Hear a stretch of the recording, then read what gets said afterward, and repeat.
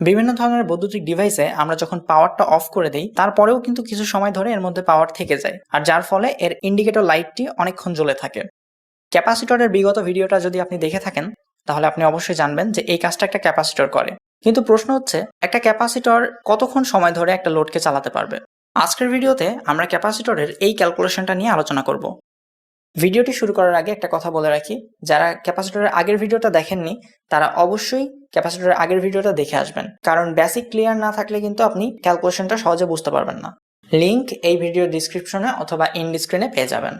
ভিন্ন ভিন্ন সার্কিটে কিন্তু ক্যাপাসিটরের ভিন্ন ভিন্ন ক্যালকুলেশন হয়ে থাকে, তাই ক্যাপাসিটর ক্যালকুলেশন নিয়ে আমাদের এই চ্যানেলে বেশ কয়েকটা ভিডিও সামনে আসতে চলেছে।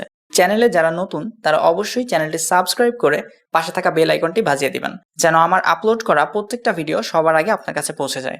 তো আজকে হচ্ছে ক্যাপাসিটর ক্যালকুলেশনের 1 নাম্বার পর্ব।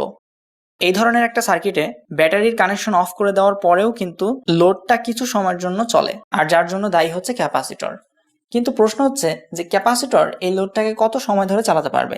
এই সময়টা বের করার জন্য আমাদের প্রথমে জানতে হবে ক্যাপাসিটরের মোট পাওয়ার এবং লোডের মোট পাওয়ার।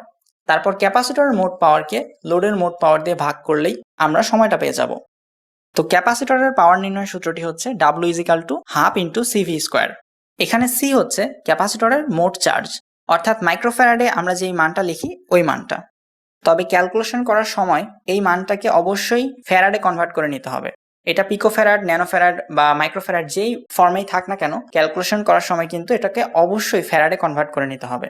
আর এখানে V হচ্ছে ক্যাপাসিটরের সাপ্লাই ভোল্টেজ। ক্যাপাসিটরের গায়ে যে ভোল্টেজ লেখা থাকে কিন্তু ওই ভোল্টেজ না, এটা হচ্ছে ক্যাপাসিটরের সাপ্লাই ভোল্টেজ, অর্থাৎ আমরা ক্যাপাসিটরকে যে পরিমাণ সাপ্লাই দিচ্ছি এটা হচ্ছে ওই ভোল্টেজ। আমাদের কাছে একটা 25 ভোল্ট 4700 মাইক্রোফ্যারাডের ক্যাপাসিটর আছে এবং একটা পাওয়ার সাপ্লাই আছে 5 ভোল্টের। তাহলে ক্যাপাসিটরের পাওয়ার হবে W = ½ × 4700 মাইক্রোফ্যারাডকে ফ্যারাডে কনভার্ট করলে আসে 0.0047 ফ্যারাড ইন্টু 5² মানে ভোল্টেজ স্কোয়ার। তো আমাদের অ্যান্সার আসলো 0.05875 ওয়াট। আচ্ছা, এখন আমরা পেলাম ক্যাপাসিটরের মোট পাওয়ার। এবার আমাদের বের করতে হবে লোডের মোট পাওয়ার।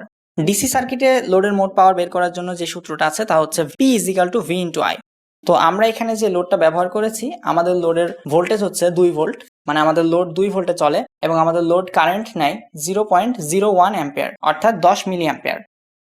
তাহলে আমাদের লোডের ওয়াট হবে 2 ভোল্ট ইন্টু 0.0 অ্যাম্পিয়ার, তাহলে আমাদের ওয়াট আসলো 0.02 ওয়াট। এবার ক্যাপাসিটরের ওয়াট থেকে লোডের ওয়াটটাকে ভাগ দিলেই আমরা সময়টা পেয়ে যাব। তো আমরা এখানে পাচ্ছি 2.9 সেকেন্ড, অর্থাৎ 3 সেকেন্ড। তবে এটা যে কাটাই 3 সেকেন্ড হবে তা কিন্তু না, এটা 3 সেকেন্ডের চেয়েও আরো অনেক বেশিক্ষণ জ্বলবে, কিন্তু 3 সেকেন্ড পর্যন্ত এটা পূর্ণ আলো দেবে, আর 3 সেকেন্ড পরে এর আলোটা কিন্তু আস্তে আস্তে কমে যাবে। তো এভাবেই ক্যালকুলেশন করে কিন্তু আমরা আমাদের প্রয়োজন মতো একটা সার্কিট বানাতে পারি, আর আমরা এই ধরনের ছোটখাটো সার্কিট আমাদের অনেক প্রজেক্টে কিন্তু ব্যবহার করতে পারি। যেমন আমি আমার সাইকেলের ব্রেকের সাথে এই লাইটটা ব্যবহার করেছিলাম। আজকের মতো এ পর্যন্তই। সবাই ভালো থাকবেন, সুস্থ থাকবেন, আর চ্যানেলে যারা নতুন তারা পরবর্তী ভিডিও দেখার জন্য অবশ্যই চ্যানেলটিকে সাবস্ক্রাইব করে সাথেই থাকবেন।